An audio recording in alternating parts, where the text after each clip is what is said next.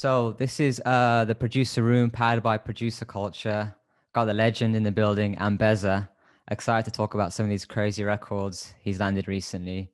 But man, before we start, can you give a background to kind of how you broke into the music industry and also like where you're based out of? Well, first of all, thank you guys for having me. It's an honor. I'm based out of Germany. Still living out there. Was born and raised there.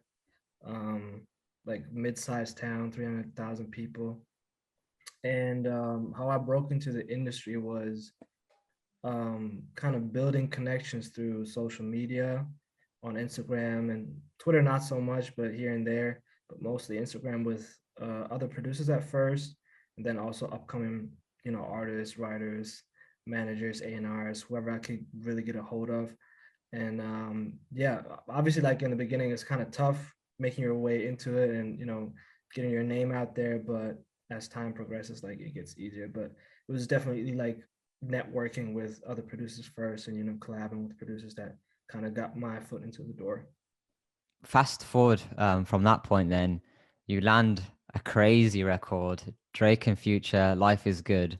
You managed to follow it up with another Drake record on CLB, Girls Want Girls. So between that period of time, were you actively looking for another Drake placement, or did that just kind of happen? How did that all come together? Well, I wasn't. I don't. I wouldn't say I actively look for any songs. Mm. Obviously, like I'll take that. That came in handy. I'll take that any day. But it's more so. I'm more the type of guy to just create freely. I think being over here, kind of being not in the mix so much, kind of helps me to get a good balance in and kind of distance myself from oh, this artist is looking for beats or this producer is doing this and this and this. It kind of gets overwhelming if you let it get to you.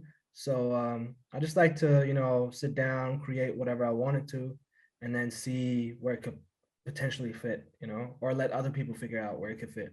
Mm. Um, so I wasn't really looking to get another song with Drake specifically, but here and there you hear, oh, Drake's working on CLB. He's been teasing it for a while. He's working on another album, and you know, yeah, OZ he hit me up and was like, we need some more stuff like Life is Good. So whenever I wanted to send him a pack, obviously I was making sure those type of ideas were being put in the pack, and maybe he can use some of them. And I guess one of those was Girls Want Girls because for me the loop is kind of from the idea behind it and the sounds being used is kind of similar. So I guess it was just a perfect match at that point, right place, right time type of situation. Yeah, that's crazy. Because yeah, we spoke to Eli Brown a month ago, and he shouted you out because you used a loophole preset for the Girls Want Girls sample. Can you kind of Yeah. give us a bit of like the creative process about making that sample?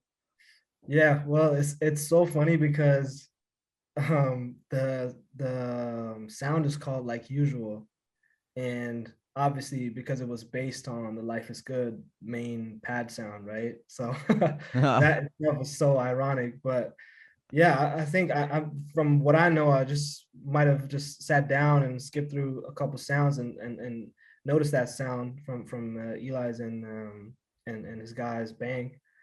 And yeah, I really liked the sound. I laid down a couple chords, and then I think I supplemented the chords with another sound. I don't even know what it was. It's like an E piano thing, just to bring out a little more of the highs because the main sound is kind of yeah, it's kind of nudged. It's not as like it's kind of it has a lot of mid frequencies. So I wanted to bring out the highs a little more. Added the same chords, I think. Maybe transpose a little bit with E piano. I think it was added like reverb and stuff, and then added like a sub bass line, and then yeah, I put that's actually so funny because I was kind of out of ideas at that point, but I knew it needed some more. So I started recording my voice on my phone And I was kind of frustrated with the idea because I knew like I wasn't hitting the notes right. I was like, I just did one take and it was terrible, like terrible actually. So I dragged that in and I was just trying to make it work, right? So I put the auto tune on. I put like hella reverb on it. So you can really notice it was me. It sounds like a choir kind of, and it's really tucked. A lot of people don't even know it's in there, but you can kind of hear it in the outro. And I reversed it and now it sounds like a kind of like a reverse choir thing. It doesn't really sound like my voice, and it thank God it doesn't sound like the first take that I put in there, the original sound. So yeah, I think that's it. It's a really simple idea, really spacey. Leaves the artist, um, as in Drake in this example, really a lot of space to just do their thing. So with that record then, was it a similar story to Life is Good where it's you don't really hear too much about it until a snippet or like when do you kind of know that might be a record? And do you know Lil Baby's going to be on it before it comes out? Well, I didn't know Lil Baby was on it until I heard the song. The same situation in my bed at 6 a.m. Because over here in Europe, you already know you're from the UK. They Yeah. drop in the morning, and I didn't know that, but I knew I had a song on Drake's album. I knew what sample it was, a couple weeks in advance. And before that, OZ just hit me and was like, "Yo, hold that sample. We got a hit." And I wasn't even asking who it is, but I could kind of think about it in my head. And then he was confirming like a couple weeks before that. He confirmed with me and was like, "Yo, we got a song on CLB," which was great, really a great feeling. And then I had to keep it a secret for weeks. It was tough, but we made it. But yeah, that was kind of the process. I didn't know Lil Baby was featured on it, but I was happy to find out, of course. So what was the reaction like then when you heard that record and then got the Little Baby surprise? Well, it was like the same kind of process when you listen to it. You want to make sure it's actually your sample, right? So you go immediately, you download the album or whatever, you open it up, you go immediately to your song, press play. I heard the sample, I was like, okay, it's actually on there. And then Drake came in, did his thing. Lil Baby came in. I was rocking with it. I was like, this is cool. I definitely needed a couple more listens though to kind of fully grasp it and get it and really really get to enjoy it because I noticed like in the beginning, like listening to your own songs can kind of be weird because you overanalyze everything on the production standpoint.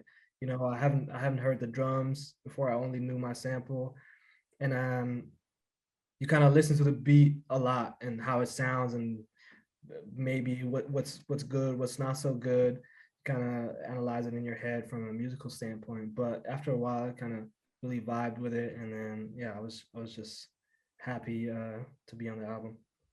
It's interesting you say that because I don't know if you do this, but sometimes when I'm making beats, or say if I make a sample and I'll send it to someone and they make a fire beat with it, there's times where when even when I'm making a sample, I've got a bounce in my mind of how the drums should go. And then say if the drums are a lot different to it, it does take me a while to say, actually, no, this is a fire beat, even though it's not got the same drums or the same bounce that I thought the beat was going to have, if that makes sense.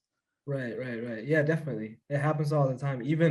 Even chopping the sample differently, and just taking it like a different route always surprises me. But I carefully select who I work with on that side, and I can like 9 times out of 10 be sure that it comes out fire. So, how has your relationship with OZ kind of developed from like when you since linked up to now getting in huge records together? It's a great relationship. He's a really good guy, It's kind of surreal for me to work with him because that's really who, especially people from Europe and Germany and that, Switzerland and Austria look up to because he's one of the first ones to really cross over and do his thing in a major way. So yeah, it was great. After that first connection happened, I just made sure to be consistent, to don't send him any trash, make sure I send him that fire. And then as time progresses, yeah, I think he appreciates the sound, I obviously appreciate, what he does and the great producer that he is. And yeah, it's definitely a good working relationship to say. But man, we appreciate your time and congratulations on all the success you and I know there's like way more to come. So yeah, keep killing it. Appreciate it, man. Thank you so much. But man, this has been the producer room powered by producer culture, the legend Ambezza, and we'll catch you on the next one. Peace. You land a crazy record. Drake and Future, Life is Good. We need the story behind this. It was kind of a crazy story. There was always something about it that gave me a special feeling. Yo, this is crazy. Like, I remember just thinking, like, that's a legendary link up, and whoever produced that is, really blessed.